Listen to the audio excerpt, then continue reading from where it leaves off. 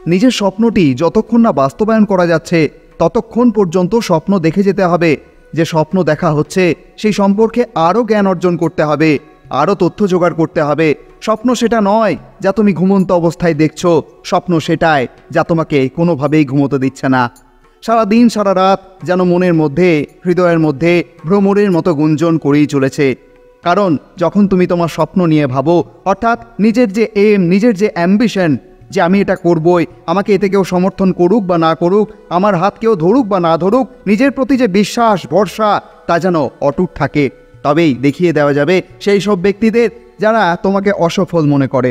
নিজেকে সফল করতে কোনো উচ্চ পদ লাগে না, একটি উদ্যোগী মনোভাব, তোমার মস্তিষ্কে লুকিয়ে থাকা সুবুদ্ধি, পরিষেবা দেওয়ার মতো মনোভাব, এগুলোই তোমাকে এমন ব্যক্তিদের সান্নিধ্যে নিয়ে আসে যারা তোমার জীবনে এক নতুন সম্ভাবনার জন্ম দেয়, আর সেই তথাকথিত সামাজিক বস্তাপচা ধারণা থেকে তোমাকে বেরিয়ে আসতে সাহায্য করে। সবসময় জেনে রাখবে, তোমাকে শৈশবকাল থেকে দেখে আসা সেই মানুষগুলো কখনোই তোমাকে বড় হতে দেখতে চান না। আর এই নিয়ে ভাবতেও তাদের বিশেষ কষ্ট হয়, কারণ তুমি বেড়ে গেলে তারা খাটো হয়ে যাবে। এই ভয় তাদের মনে এক নীচ মানসিকতার জন্ম দেয়, তাই তাদের কাছে সাহায্য চাওয়া বৃথা সময় নষ্ট করা। নমস্কার শ্রোতা বন্ধুরা, জেনে রাখুন এই পর্বে আপনাদের সকলকে জানায় স্বাগত। আপনি যদি একজন মিথুন রাশি, মিথুন লগ্নের জাতক বা জাতিকা হন, নক্ষত্র যাই হোক না কেন, এই ভিডিওটি কিন্তু আপনার জন্য। শুরু করব আপনার রাশি এবং লগ্নাধিপতি বুধের গোচর, দৃষ্টি এবং সংযোগ নিয়ে। তারপর আমরা ধীরে ধীরে এগিয়ে যাব জীবনের অন্যান্য দিকগুলির পরিবর্তনের ব্যাপারে। সমস্ত বিস্তারিত তথ্য পাবেন আমাদের আজকের এই ভিডিওর মাধ্যমে, তাই ভিডিওটি মন দিয়ে পুরোটা শোনার চেষ্টা করুন। আর আপনি যদি আমাদের চ্যানেলে নতুন হয়ে থাকেন তাহলে এই জেনে রাখোকে সাবস্ক্রাইব করুন এবং আমাদের এই জেনে রাখো পরিবারে যুক্ত হয়ে যান। আগামী দিনে আরও অনেক আপডেট আসছে, সেই সমস্ত কিছু কিন্তু সবার প্রথম আপনার কাছে পৌঁছে যাবে। দেখুন, আমাদের আজকের যে প্রতিবেদন, এটা হচ্ছে একটা বিশেষ পর্ব। আপনি হয়তো বুঝেই গেছেন যে জীবনে কিছু বড় ঘটতে চলেছে, তাই আমরা সেই ব্যাপারটিকে নিয়েই কিন্তু একটু বিস্তারিত আলোচনা করব। এমন কিছু তারিখ আপনি পাবেন এই ভিডিও থেকে, নিশ্চিতভাবেই বলা যায় সেই সব তারিখ থেকে কিন্তু একটা ভালো পরিবর্তন, একটা ইতিবাচক পরিবর্তন কিন্তু আপনি দেখতে পেতে পারেন। মিথুন রাশি বা মিথুন লগ্ন, এটি হচ্ছে কালপুরুষের 3 নম্বর ঘর। এই রাশির অধিপতি বুদ্ধিদাতা, ব্যবসা, উদ্যোগের কারক গ্রহ বুধ। আবার এই বুধকে প্রাচীন দেবতাও মনে করা হয়। আগামী আগস্ট মাসের 30 তারিখে বিকাল 4টা 48 মিথুন রাশির অধিপতি এবং চতুর্থপতি বুধ আপনার তৃতীয় ঘরে প্রবেশ করছেন, যেখানে আগের থেকে অবস্থান করছে কেতু এবং সূর্য। এই সময় বুধের যে সপ্তম দৃষ্টি, সেটি সরাসরি আপনার নবম ঘরে পড়বে, যা কিন্তু অত্যন্ত শুভ সংকেত দেয়। কারণ অধিপতির দৃষ্টি ভাগ্যের ঘরে পড়া মানে জীবনে নতুন সুযোগ এবং ইতিবাচক পরিবর্তনের যে সম্ভাবনা, সেটা কিন্তু বৃদ্ধি পায়। এছাড়াও আগস্টের 22 তারিখে বুধ অশ্লেষা নক্ষত্রে প্রবেশ করবেন, আর এই নক্ষত্রে বুধের প্রবেশ কিন্তু আপনার বুদ্ধিমত্তা, কৌশল প্রয়োগের ক্ষমতা এবং পরিস্থিতিকে বুঝে নেওয়ার যে দক্ষতা, সেটা কিন্তু অনেকাংশেই বাড়িয়ে দেবে। কথাবার্তা এবং যোগাযোগের মাধ্যমে আপনি নিজের পক্ষে পরিস্থিতি গড়াতে সক্ষম হবেন। এই সময় ছোট ভ্রমণ, যোগাযোগ, লেখালেখি, মিডিয়া বিক্রয় বা মার্কেটিং সংশ্লিষ্ট যে কাজ, সেগুলোর জন্য কিন্তু সময়টা ভালো যাবে। ভাগ্যের ঘরে বুধের দৃষ্টি থাকার কারণে উচ্চশিক্ষা কিংবা বড় কোনো প্রশিক্ষণ নেওয়ার সুযোগ কিন্তু আসতে পারে। পিতার সাথে সম্পর্কে উন্নতি ঘটবে, কোনো ভুল বোঝাবুঝি মিটে যাওয়ার কিন্তু সম্ভাবনা রয়েছে। তবে কেতুর সঙ্গে যেহেতু বুধের সংযোগ রয়েছে, তাই সিদ্ধান্ত নেওয়ার ক্ষেত্রে কিন্তু মাঝে মাঝে দ্বিধা বা মনোযোগের অভাব কিন্তু দেখা যেতে পারে। তাই গুরুত্বপূর্ণ সিদ্ধান্তে কিন্তু অতিরিক্ত তাড়াহুড়ো করা থেকে আপনাকে বাঁচতে হবে। পরিকল্পনা করে যদি আপনি এগিয়ে যান তাহলে কিন্তু এই সময়টা আপনার জন্য ভালো।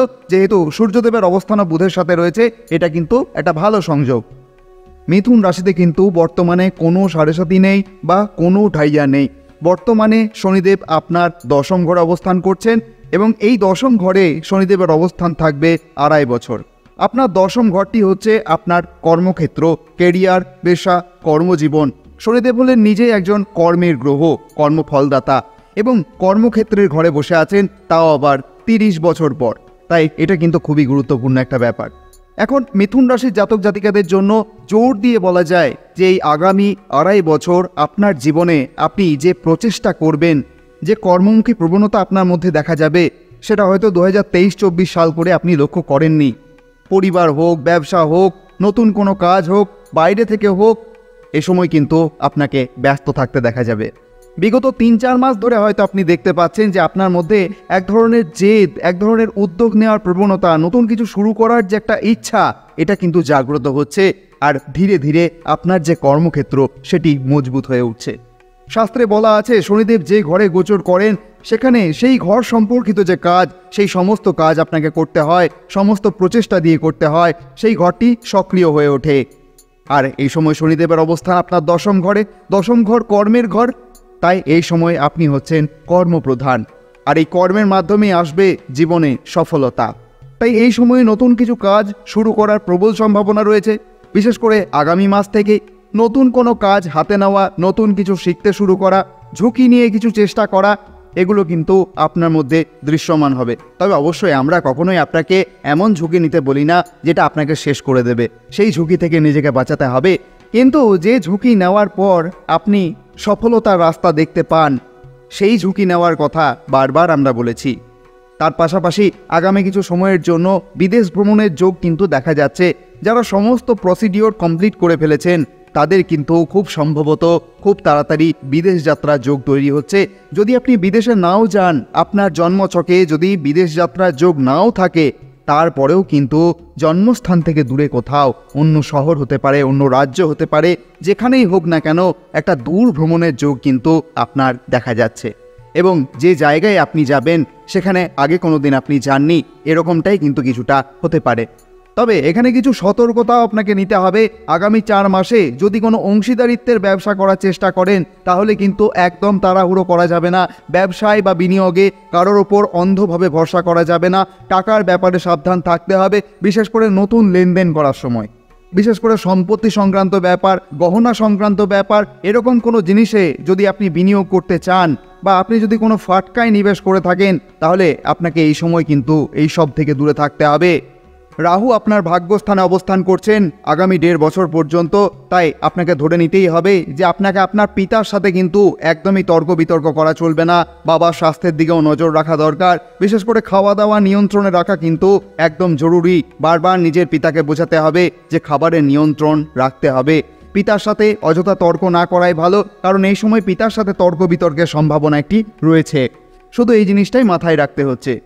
এবারে রাহুর যে নবম ঘরে অবস্থান, আপনি যে কাজ করার চেষ্টা করছেন বা যে কোনো পরিকল্পনা আপনি করছেন, শুরুর দিক থেকে কিন্তু কিছুটা ভ্রম আপনার মনের মধ্যে আসতে পারে, কারণ রাহু ভ্রম প্রদানকারী একটি ছায়া গ্রহ, পাপী গ্রহ, তাই এগুলি কিন্তু হয়ে থাকে। এই যেমন ধরুন আপনি একটি ব্যবসা করবেন, আপনি কোনো কাজ করবেন, সারা রাত ধরে আপনি স্বপ্ন দেখলেন, আপনার ঘুম এলো না, তার পরের দিন সকালে ঊর্ধ্বশ্বাসে এমন কোনো ব্যক্তির কাছে পরামর্শ নিতে গেলেন, সেই ব্যক্তিটি আপনার মন ভেঙে দিলেন, আপনাকে এমন কিছু বুঝিয়ে দিলেন, আপনার সেই স্বপ্ন ভেঙে চুরমার হয়ে গেল। তাই অবশ্যই এই দিকটা খেয়াল রাখবেন। রাহুর প্রভাব কিন্তু ভাগ্যস্থানে থাকছে, তাই অবশ্যই প্রথমে ভ্রম এলেও কিন্তু আপনি যদি নিজের চেষ্টায়, নিজের প্রচেষ্টায়, নিজের শক্তিকে, নিজের বিশ্বাসকে, ভরসাকে পাথেয় করে চলতে পারেন, তাহলে সমস্ত ভ্রম টুকরো টুকরো হয়ে ভেঙে যাবে আর আপনি আপনার কাজে এগিয়ে যেতে সক্ষম হবেন। এবার চলুন একটু কিছু ভালো বিষয়ও দেখি যে তারিখগুলি আপনার জন্য খুব মনোরম। যখন বুধ কন্যা রাশিতে প্রবেশ করবেন সেপ্টেম্বর মাসে, বুধ তখন আপনার চতুর্থ ঘরে প্রবেশ করবেন, আর আপনার অধিপতির এই প্রবেশ কিন্তু পঞ্চমহাপুরুষ রাজযোগ তৈরি করবে। আগামী 15 সেপ্টেম্বর গুরুশ্রেষ্ঠ শুক্র সিংহ রাশিতে আসবেন, আর বুধও কিন্তু এখানেই থাকবেন। এটি আপনার সুখ সুবিধা নিয়ে কিন্তু ভালো প্রভাব ফেলতে দেখা যায়, কারণ গুরুশ্রেষ্ঠ শুক্র এবং বুদ্ধিদাতা প্রাচীন দেবতা বুধ কিন্তু ভালো সম্পর্ক রাখেন। যদি আগে আপনার মধ্যে কোনো ডিপ্রেশন, উদ্বেগ, অতিরিক্ত চিন্তা বা দ্বিধায় আপনি ভুগছিলেন, তাহলে বুধ যখনই কেন্দ্রস্থানে প্রবেশ করছেন তারপরেই কিন্তু আপনার এই পরিস্থিতিগুলি অনেক ভালো হয়ে যাবে। অর্থাৎ 15 সেপ্টেম্বরের পর কিন্তু আপনার সুখ সুবিধা, পারিবারিক জীবন এবং মানসিকতাতে কিন্তু ভালো পরিবর্তন দেখা যাবে। তার পাশাপাশি একটি তারিখ হচ্ছে 20 অক্টোবর, যা আপনার কেরিয়ার, বাকশক্তি, যোগাযোগ, ম্যানেজমেন্ট এবং ম্যাচুরিটি লেভেল যেটা আছে আপনার, সেই দিক থেকে কিন্তু খুব ভালো প্রভাব পড়তে দেখা যায়। কেন বলা হচ্ছে? কারণ দেবগুরু বৃহস্পতি যখন আপনার দ্বিতীয় ঘরে উচ্চ স্থানে থাকবেন, তখন আপনার দশম ঘরের অধিপতি দ্বিতীয় ঘরে আসবেন। ফলে আপনার বাকশক্তি ও কাজের মাধ্যমে মানুষকে আকৃষ্ট করতে সক্ষম হবেন আপনি। আগামী 20 অক্টোবরের পর আপনি যদি কমিউনিকেশন অর্থাৎ যোগাযোগ, ব্যাংকিং সেক্টর বা ডকুমেন্ট সম্পর্কিত কোনো কাজে যুক্ত থাকেন, তাহলে পরিবর্তনের সম্ভাবনা কিন্তু খুব ভালো। যদি প্রশ্ন থাকে নতুন চাকরি কবে মিলবে বা চাকরিতে পরিবর্তন কবে আসতে পারে, তাহলে বলা যায় সেপ্টেম্বর মাসের মাঝামাঝি সময় করে নভেম্বর মাসের মাঝামাঝি সময় পর্যন্ত খুব ভালো সম্ভাবনা কিন্তু লক্ষ্য করা যাচ্ছে। চাকরিহীন যদি আপনি হন, নতুন চাকরির সুযোগ কিন্তু আপনার কাছে আসবে। অনেকেই প্রশ্ন করেন সরকারি চাকরি সংক্রান্ত বিষয়ে, তো সেটাও জানিয়ে রাখি 14-15 অক্টোবর পর্যন্ত কিন্তু সময় খুব ভালো রয়েছে। পড়াশোনা বা ভর্তি সংক্রান্ত কাজের জন্য এটি ভালো সময়। আর 2রা নভেম্বরে গুরুশ্রেষ্ঠ শুক্র তুলা রাশিতে প্রবেশ করবেন, যা আপনার পড়াশোনা, মনোযোগ এবং মানসিক গঠনকে কিন্তু উন্নত করবে। সেই সময় বড় থেকে বড় কাজও কিন্তু আপনার সম্পন্ন হতে দেখা যায়। ভালোবাসার সম্পর্কেও কিন্তু একটি ভালো খবর রয়েছে। 2রা নভেম্বরের পর থেকে যখন গুরুশ্রেষ্ঠ শুক্র আপনার পঞ্চম ঘরে গোচর করবেন, তখন যদি আগে আপনি বিচ্ছিন্ন হয়েছিলেন বা কথাবার্তা বন্ধ ছিল, সম্পর্ক কেটে গিয়েছিল, ভেঙে গিয়েছিল, তাহলে পুনর্মিলনের সম্ভাবনাও, সম্পর্ক ভালো হয়ে ওঠার সম্ভাবনাও কিন্তু রয়েছে। ভগবানের আশীর্বাদী হাত আপনার মস্তক স্পর্শ করুন। আপনি ভালো থাকুন, আনন্দে থাকুন, এই প্রার্থনা করি। আপনি যদি এই ভিডিওটির থেকে একটু উপকৃত হয়ে থাকেন, তাহলে অবশ্যই কমেন্টে লিখতে ভুলবেন না জয় মা তারা, জয় বাবা বামদেব। আজকের মতো তাহলে এখানেই বিদায়। আবার কথা হবে অন্য কোনো পর্বে। ধন্যবাদ।